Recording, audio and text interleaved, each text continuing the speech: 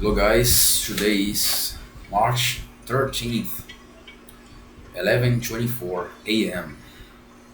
Let's continue our series of reading the Pinocchio book. Let's continue our Pinocchio book reading series. Chapter 32. Pinocchio turns into a donkey. The surprise was that Pinocchio, when he was the surprise was that The surprise was that Pinocchio, when he awoke, scratched his head, and in scratching his head, he discovered, to his great astonishment, that his ears had grown more than a hand. You know that a puppet from his birth had always had very small ears, so small that they were not visible to the naked eye. You can imagine then what he felt when he found that during the night. You can imagine that You can imagine then when he felt when he found that during the night his ears had become so long that they seemed like two brooms. He went at once in search of a glass that he might look at himself, but not being able to find one, he filled the basin of his washing stand with water, and his soul reflected what he certainly would never have wished to see. He saw his head embellished with a magnificent pair of donkey's ears. Only think of poor Pinocchio's sorrow, shame, and despair. He began to cry and roar, and he beat his head against the wall. But the more he cried, the longer his ears grew. But the more he cried, the longer his ears grew. They grew and became hairy towards the points. At the sound of his howl, at the sound of his loud, at the sound of his loud outcries, a beautiful little marmot that lived on the first floor came into the room. Seeing the puppet in such grief, she asked earnestly, "What has happened to you, my dear fellow lodger?" "I am ill, my dear little marmot, very ill, and my illness frightens me. Do you understand counting a pulse?" "A little." "Then feel and see if by chance I have got fever."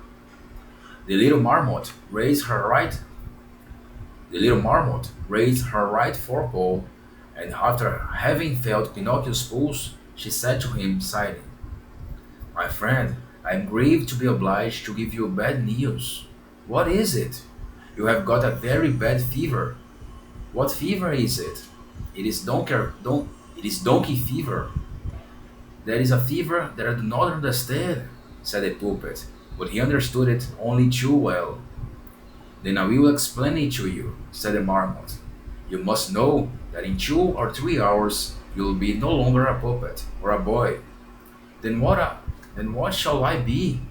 "In 2 or 3 hours you will become really and truly a little donkey, like those that draw carts and carry cabbages and sell it to market."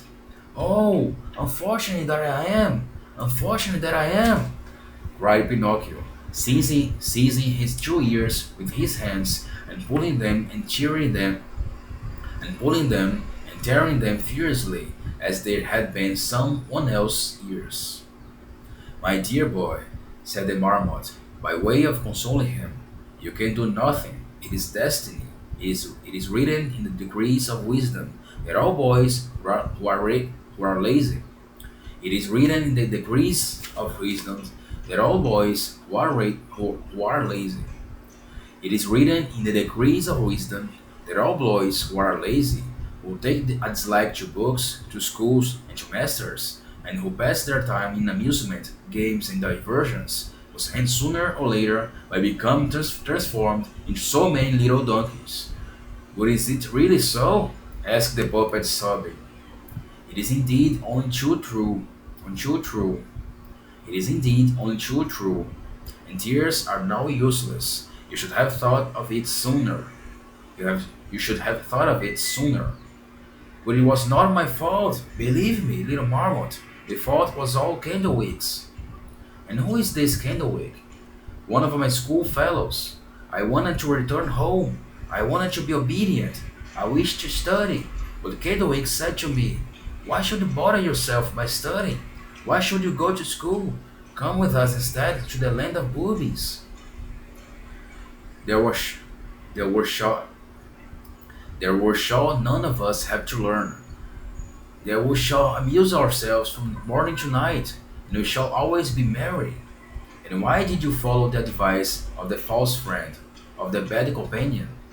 Why? Because, my dear little marmot, I am a puppet with no sense and with no heart. Oh, if I had had the least heart, I should never have left the good fairy who loved me like a mamma, and who had done so much for me. And I would be no longer a puppet, but I would by this time have become a little boy like so many others.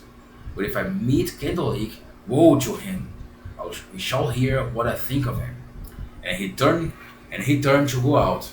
When he reached the door, he remembered his donkey's ears, and feeling ashamed to show them in public, what do you think he did? He took a big cotton cap and putting it he took a big cotton he took a big cotton cap and putting it on his head, he pulled it well down over the point of his nose. He then set out and went everywhere in search of Candlewick. He looked for him in the streets, the squares, the little theaters, in every possible place, but he could not find him. He inquired for him of everybody he met, but no one had seen him. He then went to seek him at his house, and having reached the door, he knocked. "Who is there?" asked Candlewick from within. "It is I," answered the puppet. "Wait a moment, and I will let you in." After half an hour, the door was opened, and imagine Pinocchio's feelings when, upon going to the room, he saw his friend Candlewick with a big cotton cap on his head, which came down over his nose. At the sight of the cap, Pinocchio felt almost consoled and thought to himself, "Has my friend got the same illness that I have? Has my friend got the same illness that I have? Is he also suffering from donkey fever?" And, pretending to have observed nothing, he asked him, smiling, "How are you, my dear Candlewick?" "Very well as a mouse in a Parmesan cheese." "Are you sure saying that seriously?" "Are you saying that seriously? Why should I tell you a lie?" "Excuse me, but why then do you keep the cotton cap on your head which covers up your ears?" The doctor ordered me to wear it because I have hurt this knee. And you, dear puppet, why have you got on that? And you, dear puppet, why have you got on? And you, dear puppet, why have you got on the cotton cap pulled down over your nose? The doctor prescribed it. The doctor prescribed it because I have grazed my foot.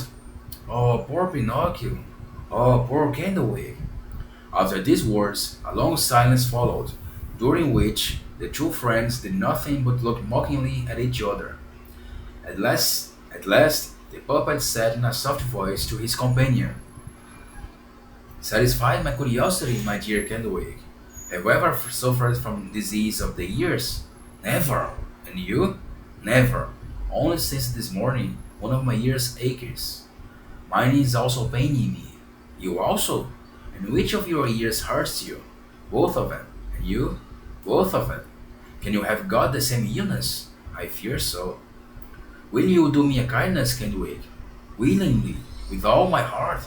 Will you let me see your ears?" "Why not? But first, my dear Pinocchio, I should like to see yours." "No, you must be first." "No, dear, first you and then I." "Well, well," said the puppet, "let us come to an agreement like good friends. Let us hear it. We will both take off our caps at the same moment. Do you agree?" "I agree." "Then, attention." And Pinocchio began to count in a loud voice. 1, 2, 3. At the word three, the two boys took off their caps and threw them into the air. And then a scene followed that would seem incredible if it were not true. That is, that when Pinocchio and Candlewick discovered that they were both struck with the same misfortune, instead of feeling full of mortification and grief, they began to creak their ungainly ears to make 1,000 antics, and they ended by going to bursts of laughter. And they laughed and laughed and laughed until they had to hold themselves together.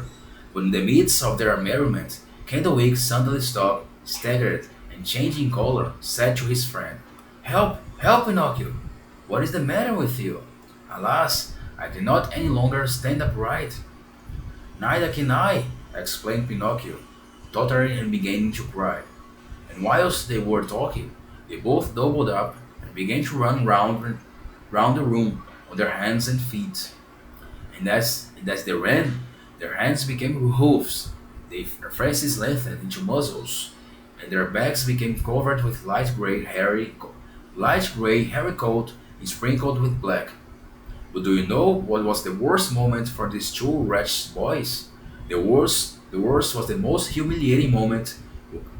The worst and the most humiliating moment was when their tails grew. Vanquish. The worst and the most humiliating moment was when the worst and the most humiliating moment was when their tails grew. The worst and the most humiliating moment was when their tails grew. Vanquished by shame and sorrow, they wept and lamented their fate. Oh, if they had but been wiser! But instead of sighs and lamentations, they could only bray like asses, and they brayed loudly and said in chorus, "Hee haw, hee haw, hee haw, hee haw, hee haw, hee haw." Whilst this was going on, while this was, whilst this was, whilst this was going on, someone knocked at the door, and a voice on the outside said, "Open the door! I am the little man. I am the coachman who brought you to this country. Open at once, or it will be worse for you." And that's the end of the chapter, this chapter of Pinocchio book reading series. Until next time.